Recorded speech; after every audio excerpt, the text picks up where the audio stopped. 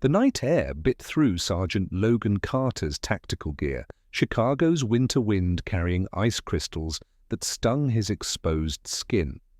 From his position behind a dumpster in the West Side Industrial District, he could see the abandoned warehouse where the Vasquez cartel had established their newest distribution hub. 6 months of undercover work, surveillance, and careful intelligence gathering had led to this moment.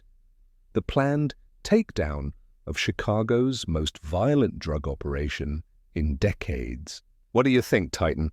Logan whispered, glancing down at the German shepherd pressed against his leg. Titan's ears swiveled forward, his amber eyes focused intently on the warehouse's side entrance. At 85 pounds of pure muscle and intelligence, the 4-year-old canine officer had earned his reputation as the finest police dog in the Chicago PD. His ability to detect narcotics was legendary, but it was the almost supernatural connection between dog and handler that made them the department's most effective team. Logan tapped his radio. Carter and Titan in position at the east entrance, no movement visible. "Copy that," came Captain Rivera's voice through his earpiece.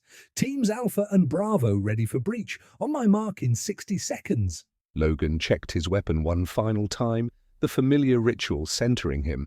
Titan sensed the shift in his handler's focus, his body tensing in preparation. They had completed dozens of raids together over their 3-year partnership, developing a silent language of subtle gestures and shared instincts. "This one's big, buddy," Logan murmured, giving Titan's head a brief stroke. "You ready to make Chicago a little safer tonight?" Titan's soft woof of acknowledgement was all the confirmation Logan needed. The bond between them went far beyond professional partnership. Titan lived with Logan, slept at the foot of his bed, joined him for his morning runs along Lake Michigan. When Logan's fiancée had left him last year, unable to cope with the demands of loving a police officer, Titan had been the steady presence that kept him from falling apart. "All units, execute," Rivera's command crackled through the radio. Logan gave the hand signal, and they moved as one, a perfect synthesis of human and canine purpose. They entered through the side door, Logan covering the high ground with his weapon, while Titan moved low, both scanning for threats in their designated zones. The warehouse interior was dimly lit, the cavernous space filled with stacked crates and makeshift partitions. The plan called for Logan and Titan to secure the eastern corridor while other teams converged from different entry points, surrounding the cartel members before they could react.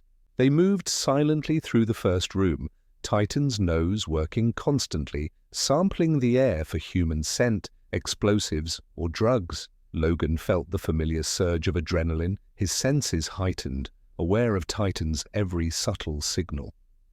They had cleared 3 rooms when everything went wrong. A burst of gunfire erupted from the center of the warehouse, followed by shouting in Spanish and English. Through his earpiece, Logan heard the chaos unfolding. Someone had been spotted, the element of surprise lost. "Suspect fleeing East Corridor!" Officer Briggs's voice cut through the radio chatter. "Armed! Heading toward Carter's position!" Logan pressed himself against the wall, Titan automatically taking position beside him. They were in a narrow passageway with limited cover, not ideal for confronting an armed suspect. "Copy that," Logan responded. "We'll intercept." Before he could advance, Titan's demeanor changed. The dog's body tensed, a low growl rumbling in his chest, his alert for imminent danger. Logan had learned to trust those signals without question. Footsteps pounded down the corridor, growing louder. Logan raised his weapon, prepared to issue commands to the approaching suspect. The man appeared suddenly rounding the corner at full sprint, young, desperate, a semi-automatic pistol clutched in his hand. Logan identified himself as police, ordering the suspect to drop his weapon. What happened next unfolded in heartbeats.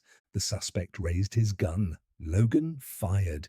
The suspect fired simultaneously. Titan launched forward, a blur of focused aggression. Logan felt the impact before he heard the shot, a sledgehammer blow to his left side, just below his protective vest. The force spun him sideways as Titan connected with the shooter, taking the man down with precision even as Logan stumbled, his back hitting the wall. "Suspect contained," Logan managed into his radio, watching Titan hold the now disarmed man immobilized with a trained bite to the forearm. "Need backup." His voice sounded strange to his own ears, distant and weak. Looking down, Logan saw the dark, spreading stain on his uniform. The bullet had found the gap in his body armor, tearing through flesh and vessel. "Titan, guard," he commanded, his training overriding the growing awareness of how serious his wound might be. The dog maintained his hold on the suspect, but his eyes flicked toward Logan, registering something wrong in his handler's voice. Logan tried to maintain pressure on his wound, but his legs suddenly refused to support him.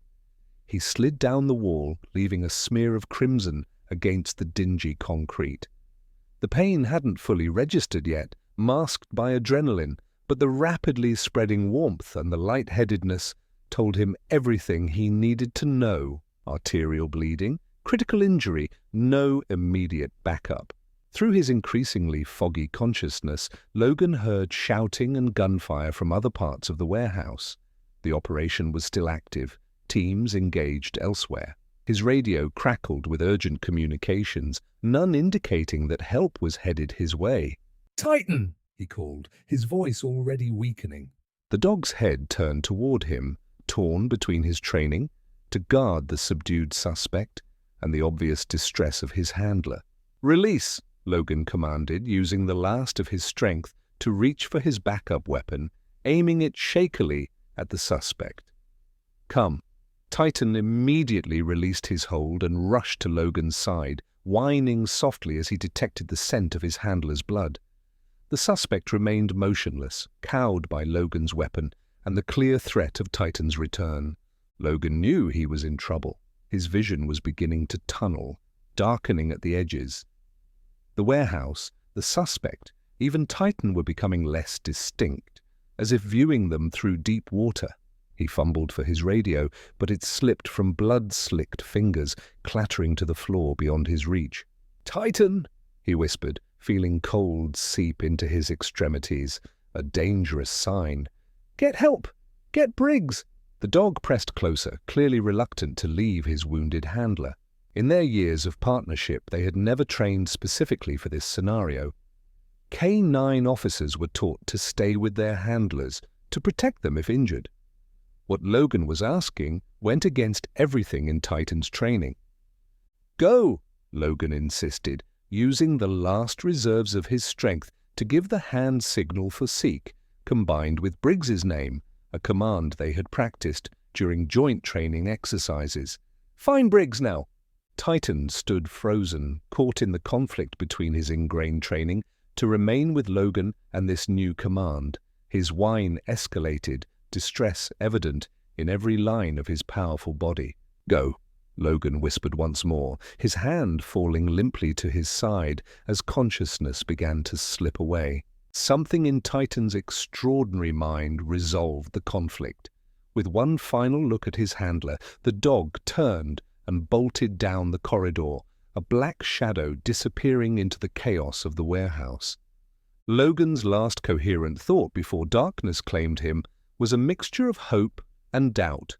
Hope in Titan's remarkable intelligence, doubt that even such an exceptional dog could find help in time. Then there was nothing but cold and the distant sound of gunfire. Officer Daniel Briggs was securing the warehouse's north entrance, having just handcuffed 2 cartel members when a black blur rounded the corner at full speed. His hand instinctively moved to his weapon before recognition dawned. "Titan!" The German shepherd skidded to a halt before him, barking with an urgency that sent immediate alarm through Briggs. In 3 years of working alongside Logan and his K-9 partner, Briggs had never seen Titan break discipline during an operation. "Where's Logan?" he demanded, instantly alert to what the dog's presence alone meant. Titan circled him once, barking continuously, then grabbed Briggs's sleeve between his teeth, tugging with careful but insistent pressure. Jesus, Briggs muttered, the realization hitting him like a physical blow. Logan's down! He instantly keyed his radio. Officer down. Carter is hit. East corridor. I'm following his K9 now. Without waiting for acknowledgement, he addressed the nearest officer. Watch these suspects. I need to find Carter. Titan released his sleeve the moment Briggs began to move, leading the way with focused determination. The dog navigated the warehouse's maze of corridors with absolute certainty, glancing back frequently to ensure Briggs was still following. They covered the distance in seconds that felt like hours, Titan's urgency communicating itself to Briggs with every rapid stride. When the dog suddenly accelerated, Briggs knew they were close. The scene that greeted them sent ice through Briggs's veins. Logan lay slumped against the wall, deathly pale, a pool of blood spreading beneath him. The suspect was still there, sitting against the opposite wall, clutching his injured arm and watching Logan with wary eyes. "Dispatch, I've located Sergeant Carter," Briggs barked into his radio, already dropping to his knees beside the fallen officer. "East corridor, critical gunshot wound, need immediate medical assistance." His training took over as he assessed Logan's condition. Weak pulse, significant blood loss, no response to verbal stimuli. Briggs tore open his med kit, applying a compression bandage to the wound with practiced movements. "Stay with me, Logan," he muttered, working to stabilize his friend and colleague. "Don't you dare clock out on me." Titan positioned himself at Logan's other side, pressing his body against his handler as if trying to share his warmth. The dog's behavior had transformed completely, the frantic urgency of his search for help replaced by a steady, watchful presence. He rested his head gently on Logan's lap, amber eyes fixed on his handler's face with an intensity that seemed almost human in its concern. Briggs maintained pressure on the wound while monitoring Logan's faltering pulse, acutely aware that each second was critical. When the tactical medic finally arrived, sprinting down the corridor with equipment in hand, Titan refused to move, growling softly when the medic tried to shift him away from Logan. "Easy, boy," Briggs soothed, maintaining a gentle grip on the dog's collar. "He's here to help. Let him save Logan." Whether Titan understood the words or simply the tone, he allowed the medic access to Logan while remaining pressed against his handler's side, vigilant and protective. "BP's dangerously low," the medic announced after a rapid assessment. "We need evac now." The next few minutes unfolded with controlled urgency. The arrival of the stretcher, careful transfer of Logan's limp form, the application of IV fluids to combat shock. Through it all, Titan remained a constant presence, moving alongside the stretcher as if physically tethered to his handler. When they reached the ambulance, a paramedic attempted to block Titan's entry. "No animals in the—" "He goes with Logan," Briggs interrupted, his tone leaving no room for argument. "This dog just saved his handler's life. They don't separate." Perhaps it was the authority in Briggs' voice, or the extraordinary focus of the dog beside him, but the paramedic relented with a nod. Keep him controlled. The journey to Chicago Memorial Hospital passed in a blur of urgent medical interventions and tense silence, broken only by the paramedic's professional communications and the steady beep of monitoring equipment. Titan remained pressed against the side of the ambulance, as far from the paramedic's working space as possible, while still maintaining visual contact with Logan. At the emergency entrance, the well-orchestrated machinery of trauma care took over. Logan was rushed through the automatic doors on a gurney, medical personnel already converging, voices calling out vital signs and treatment directives. When a security guard moved to prevent Titan from following, Briggs intervened once more.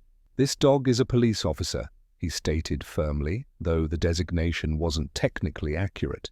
"He stays with his partner."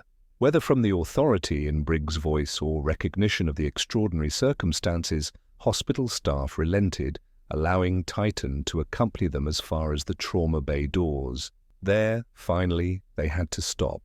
watching as Logan disappeared into the room where doctors would fight to save his life. Titan sat at perfect attention facing those doors, his posture so rigid he might have been carved from stone. The only movement was the steady rise and fall of his chest as he breathed, his focus absolute and unwavering.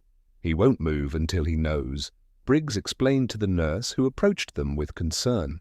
"These K9 partnerships, they're different, deeper." Hours passed in the sterile limbo of the surgical waiting area. Other officers arrived as word spread through the department. Logan was well respected, his decade of dedicated service having earned him the genuine admiration of his peers. They brought food and water for Briggs, treats for Titan, words of encouragement and support. But Titan accepted nothing. He remained at his self-appointed post, refusing food and water, ignoring attempts to distract him. His focus was singular and absolute, the doors beyond which his partner fought for life. Dawn was breaking over the city, pale winter light filtering through the hospital windows, when the surgeon finally emerged. His scrubs bore evidence of a long, difficult procedure, his face etched with fatigue as he approached the waiting group of officers. "He's stable," were his first words, triggering a collective exhalation of relief. The bullet damaged his spleen and nicked a major artery. He lost nearly half his blood volume before reaching us. If he'd been found even 10 minutes later. The surgeon left the sentence unfinished, its conclusion evident to all present. "When can we see him?" Briggs asked, still maintaining his gentle hold on Titan's collar. "He's in recovery now, then moving to ICU, one visitor at a time, and only once he's settled." The surgeon's gaze dropped to Titan, who had gone completely still at his appearance. "Is this the K9 partner I've been hearing about? The one who found help?" Briggs nodded. "This is Titan." The surgeon knelt, bringing himself to Titan's level, a gesture of respect that surprised the watching officers. "Your partner is a fighter," he said to the dog, his professional demeanor softening. "He's not giving up, and neither did you." Rising, he addressed Briggs again. "I'll speak to the ICU staff. The dog can have 5 minutes with him once he's stable in the unit. It's against protocol, but—" He glanced at Titan again. "Sometimes exceptions need to be made." True to his word, 3 hours later, a nurse appeared to escort Briggs and Titan to the ICU. 5 minutes, she reminded them as they approached Logan's room. "He's heavily sedated and extremely vulnerable to infection. The dog must be clean." Briggs nodded, thankful that Titan had already undergone the regular grooming and health checks required for all working K9s. "He's up to date on everything, and he'll be gentle. He understands." As they entered the room, the beeping of monitoring equipment created a technological backdrop to the stillness of the prone figure in the bed. Logan lay pale and unmoving, tubes and wires connecting him to the machines that supported his damaged body. Titan's reaction was immediate and profound. The rigid alertness that had held him since Logan's injury softened, replaced by a careful, deliberate approach to the bedside. Moving with exquisite gentleness, he positioned himself where he could see Logan's face, his own expression reflecting a complex mixture of concern and relief. Briggs released the dog's collar, trusting his training and intelligence. "Go ahead, boy. He needs to know you're here." With permission granted, Titan edged closer to the bed, stretching his neck to gently rest his muzzle on the mattress near Logan's hand. He didn't attempt to touch his handler, seeming to understand intuitively the fragility of the moment, but his presence, the warm exhalation of his breath against Logan's fingers, registered somewhere in the officer's subconscious. Logan's heart rate, displayed on one of the monitors, rose slightly, then settled into a stronger, more regular rhythm. "That's remarkable," the nurse whispered from the doorway. "His vitals just improved." Titan remained motionless, his focus absolute, communicating in a language beyond words his continued loyalty, his patient vigil, his unwavering partnership. In that sterile hospital room, surrounded by the impersonal machinery of modern medicine, an ancient bond reaffirmed itself. The connection between human and canine that had evolved over thousands of years of shared history. When the nurse finally indicated their time was up, Briggs had to gently coax Titan away from the bedside. The dog went reluctantly, throwing one last look at his handler before allowing himself to be led from the room. "He can come back tomorrow," the nurse promised, her initial clinical detachment clearly replaced by understanding. "Same time, I'll make sure it's noted in the care plan." And so began a new routine. Each day, Titan was permitted a brief visit with Logan, whose condition gradually improved from critical to serious to stable. Though Logan remained unconscious, the medical staff reported small but significant responses during Titan's visits. Changes in heart rate and brain activity that suggested an awareness of the dog's presence even through the sedation. On the 5th day, as Titan took up his now familiar position beside the bed, Logan's fingers twitched. The movement was slight, barely perceptible, but Titan noticed immediately. His ears pricked forward, body tensing with anticipation. Logan's eyes opened, unfocused at first, then gradually sharpening as awareness returned. His gaze wandered the unfamiliar room before settling on the familiar form beside his bed. "Titan," he whispered, his voice rough from the intubation tube that had been removed the previous day. The dog's response was immediate, a soft whine of recognition, a slight wag of his tail. He remained in place, respecting the limitations of Logan's condition, but every line of his body communicated his joy at his handler's return to consciousness. Logan's free hand, the one not connected to IVs, moved slowly, trembling with weakness, to rest on Titan's head. "Good boy," he managed, the simple praise carrying the weight of everything he couldn't yet express. Briggs stepped into Logan's field of vision. "He saved your life," he said quietly. "Found me in the warehouse and led me straight to you. Doctors said another 10 minutes and you wouldn't have made it." Understanding dawned in Logan's eyes as the pieces fell into place. The shooting, his final desperate command to Titan, the dog's life-saving decision to seek help. "Smart dog," Logan whispered, his fingers curling weakly in Titan's fur. "Smartest in the department," Briggs agreed. "Chief's talking about a commendation ceremony once you're back on your feet. First K-9 Medal of Valor in the department's history." A ghost of a smile touched Logan's pale lips. Always knew. He was special. His eyes began to drift closed again as fatigue claimed him, but his hand remained on Titan's head, maintaining that physical connection even as consciousness faded. The road to recovery stretched long before Logan. Weeks of hospitalization, months of physical therapy, the psychological hurdles of returning to duty after a near-fatal injury. Through it all, Titan remained his constant companion, the department making unprecedented accommodations to keep the partnership intact during Logan's recovery. During physical therapy sessions, Titan would lie patiently nearby, his presence motivating Logan to push through pain and exhaustion. On the hardest days, when progress seemed impossible and frustration threatened to overwhelm him, Logan would look into those amber eyes and find the strength to try once more. "He's not giving up on me," Logan told his therapist after a particularly grueling session. "I can't give up on him." 4 months after the shooting, Logan stood before the mirror in his apartment, adjusting his dress uniform with hands that no longer trembled. The scar on his side pulled slightly as he raised his arms to straighten his tie, a permanent reminder of how close he had come to death. Titan sat nearby, already wearing his ceremonial K-9 vest, watching Logan's preparations with alert interest. "How do we look, buddy?" Logan asked, turning to include Titan in his assessment. "Sharp enough for a medal ceremony?" The dog's tail thumped against the floor in apparent approval. The Chicago Police Department's main auditorium was filled to capacity. Officers in formal uniforms, city officials, media, and in the front row, the medical team from Chicago Memorial who had helped save Logan's life. As Logan and Titan walked down the center aisle, applause filled the room, a tangible wave of respect and appreciation. They took their position at the front, standing at attention, man and dog, a seamless unit forged through years of partnership and tempered in the fire of near tragedy. The police commissioner approached them, medal in hand.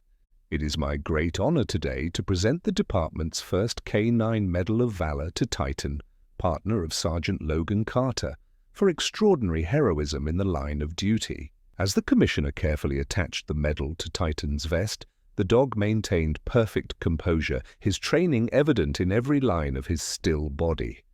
Only Logan could sense the subtle vibration of excitement running through his partner, the slight lean of Titan's body toward him, their private communication continuing even in this most formal of settings. On the night of January 17th, Titan demonstrated intelligence, courage, and loyalty beyond measure. When Sergeant Carter was critically wounded during a high-risk operation, Titan made the extraordinary decision to seek help rather than remain with his fallen handler, a choice that directly resulted in saving Sergeant Carter's life. The ceremony continued with speeches and commendations, but for Logan, the formal recognition was secondary to the private knowledge he carried, that what he and Titan shared transcended medals and ceremonies, existing in the realm of absolute trust and unwavering commitment. Later that evening, as they walked along the lakefront in the gathering dusk, Logan unclipped Titan's leash, allowing him the freedom of running ahead along the familiar path. The dog moved with joyful energy, circling back frequently to check on Logan, never straying too far from his handler's side. Logan's hand unconsciously moved to his side, feeling the raised scar beneath his casual shirt, a permanent reminder of how close he had come to death and of the extraordinary partnership that had pulled him back from the edge. In 2 weeks, they would return to active duty together. The department psychiatrist had cleared Logan, finding him remarkably well-adjusted after his near-death experience. When asked about his readiness to return to the dangers of police work, Logan's answer had been simple.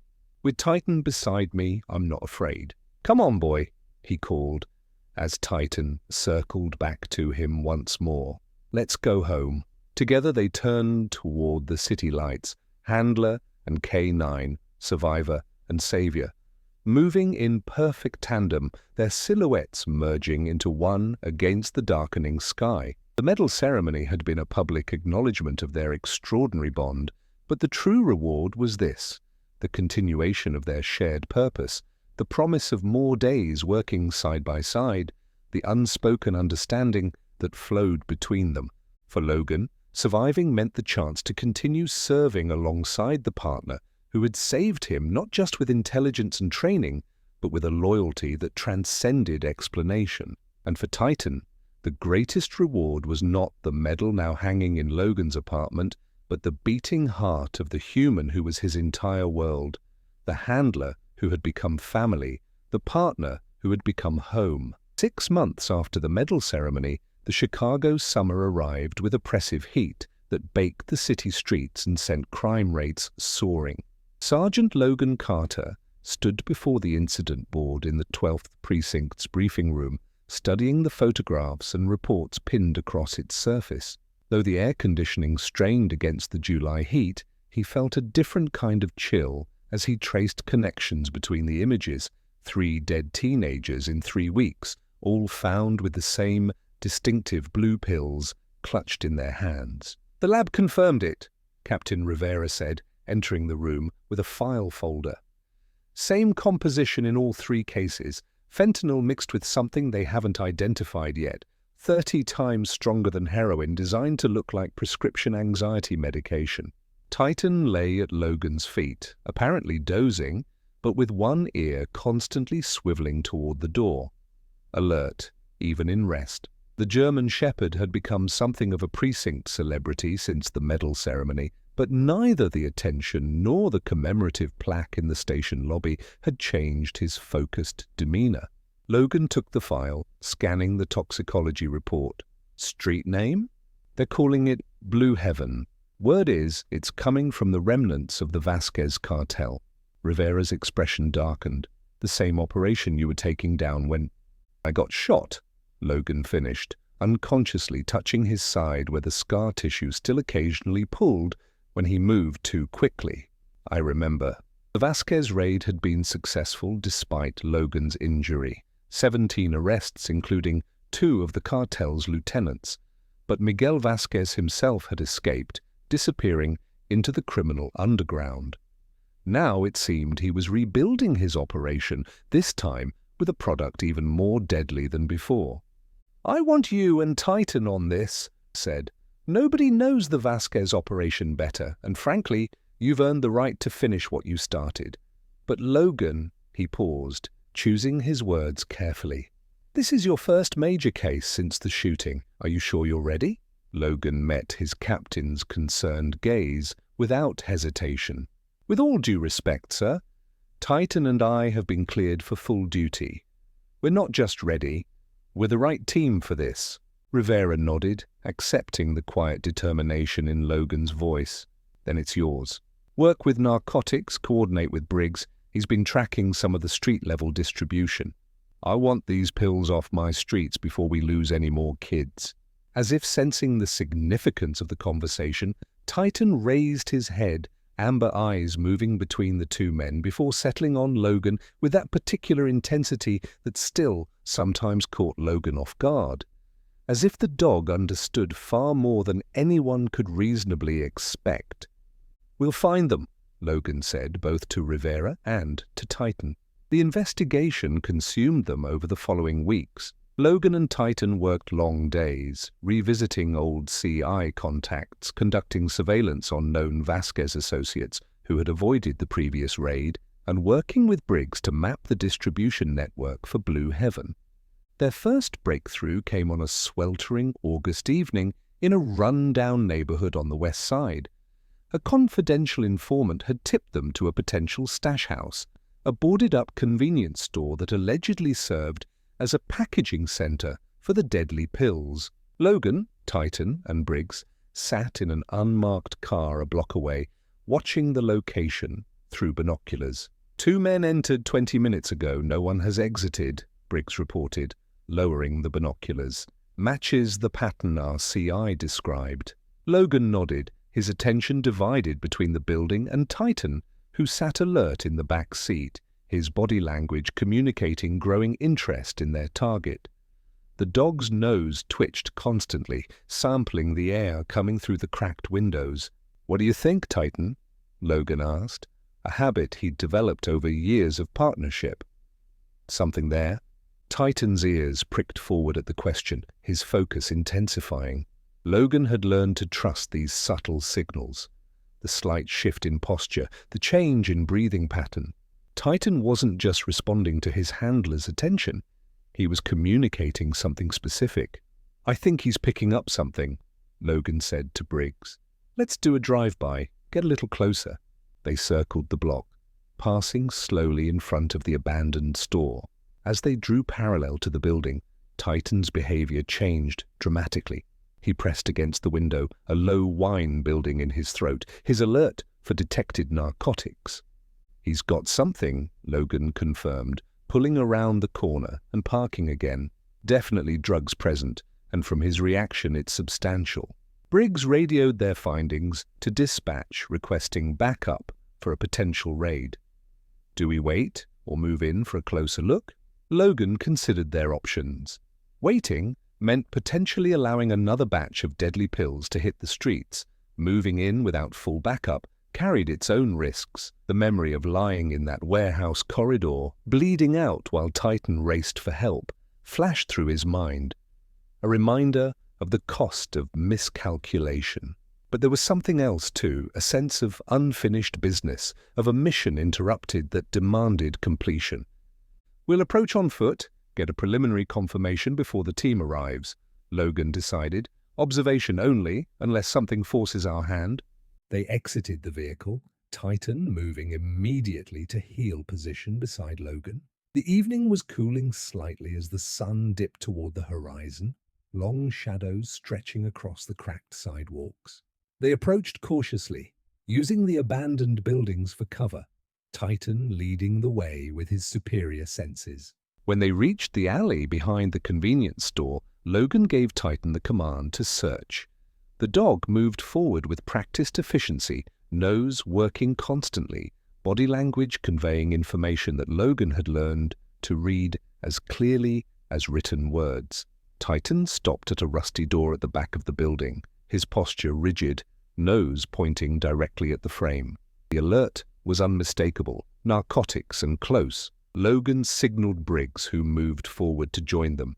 "Titan's got a strong hit on this door. Let's—" Before he could finish, the door burst open. A man stumbled out, arms full of small packages wrapped in plastic, clearly startled to find people in the alley. Behind him, Logan caught a glimpse of a makeshift laboratory, tables covered with pill presses, powder-filled containers, and stacks of small blue tablets. The man froze for a half-second, then dropped the packages and reached for his waistband. "Police! Don't move!" Logan shouted, drawing his weapon. Instead of complying, the man pulled a gun, firing wildly as he turned to run. The shots went wide, but the threat was immediate and clear. "Titan, take him!" Logan commanded. The German Shepherd launched forward with explosive power, covering the distance in seconds. The fleeing suspect turned to fire again, but Titan was already airborne, his 85 pounds of focused muscle colliding with the gunman and taking him down with practiced precision. As Briggs moved to secure the suspect, Logan approached the open door, weapon ready. Inside, he could see another man scrambling to gather pills from the table, shoving them into a duffel bag. "Police! Hands where I can see them!" The second suspect looked up, and Logan felt a jolt of recognition. Though thinner, and with a beard he hadn't worn before, the face was unmistakable. Miguel Vasquez himself, the cartel leader who had escaped the previous raid. For a moment, time seemed to slow as their eyes met, recognition flowing both ways. Logan saw the calculation in Vasquez's expression, the quick assessment of options, the decision forming. "Don't," Logan warned, reading the intention before Vasquez even moved. But the cartel leader was already in motion, drawing a weapon from beneath the table. Logan fired once, the shot placing precisely where he'd aimed, the fleshy part of Vasquez's shoulder, enough to disable without killing. Vasquez dropped the gun, clutching his wounded shoulder as he fell back against the wall. "You!" spat, recognition clear in his eyes. "The cop with the dog." "Miguel Vasquez, you're under arrest," Logan stated, the formal words carrying the weight of completed business, "for drug trafficking, attempted murder of a police officer, and the deaths of 3 teenagers who took your poison."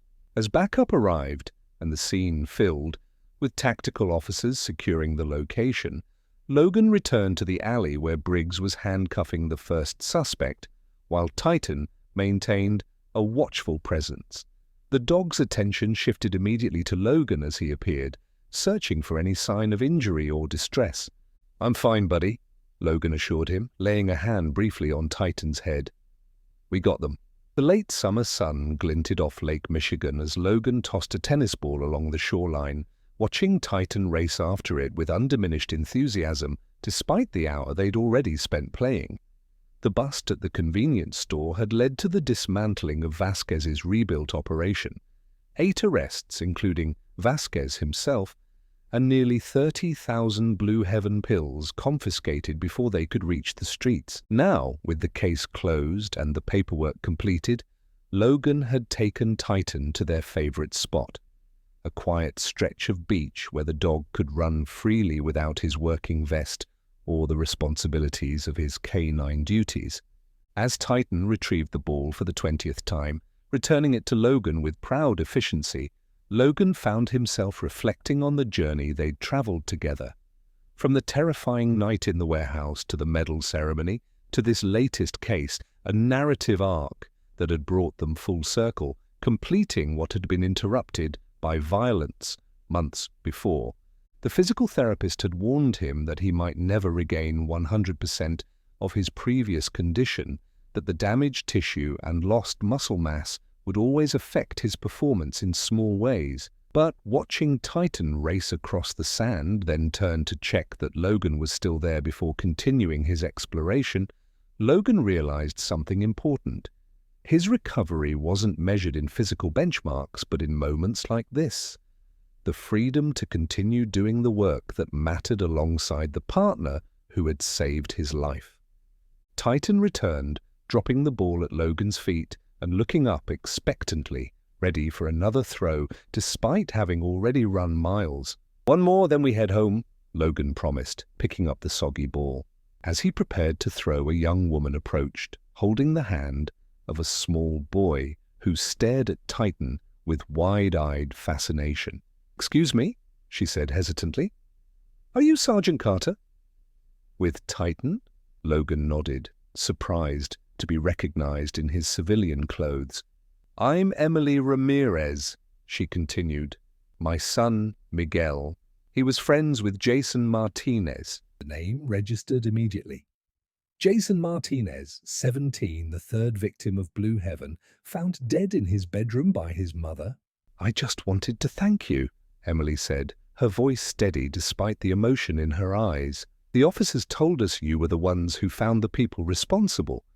It won't bring Jason back, but knowing those pills won't kill any more kids, it matters." Logan felt a tightness in his chest that had nothing to do with his old injury. "We were just doing our job, Mom. Can I pet your dog?" the little boy asked suddenly, pointing at Titan. Logan looked down at his partner, who had assumed a more formal posture, sensing the seriousness of the conversation. "What do you think, Titan? Would that be okay?" As if understanding the question perfectly, Titan settled into a sit, his demeanor gentling as he focused on the child. "Go ahead," Logan told the boy. "Just be gentle. His name is Titan." As the child cautiously stroked Titan's head, his small fingers disappearing into the thick fur, Emily spoke again, her voice lower. "Jason's mother told me what happened to you, how you were shot during the first raid, that you came back to finish the job even after nearly dying." She met Logan's eyes directly. "Thank you for not giving up." The simple gratitude hit Logan harder than he expected. In the day-to-day work of policing, it was easy to lose sight of the human impact behind the cases and reports, the real lives affected by the decisions they made and the risks they took. "We don't give up," Logan said quietly, looking down at Titan, who was patiently enduring the somewhat clumsy petting with dignified tolerance.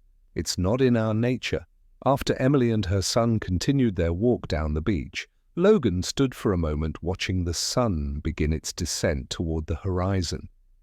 Titan pressed against his leg, a warm, solid presence that had become as necessary to Logan as breathing. "Ready to go home, partner?" he asked. Titan's ears perked forward at the familiar question, his amber eyes meeting Logan's with that extraordinary connection that transcended words. Together they walked away from the lake, handler and K9, survivor and savior, moving in perfect tandem as they had since the day they were first paired. The medal that hung in Logan's apartment recognized their exceptional bond, but the true testament to their partnership was simpler and more profound, the daily choice to face whatever came next, side by side, stronger together than either could ever be alone. The city of Chicago stretched before them, its skyline catching the last golden light of day. Within its streets lay more challenges, more cases, more moments when their unique partnership would be tested and proven. But for now, in this moment of completion and new beginning, there was just this: man and dog walking home together, ready for whatever tomorrow might bring.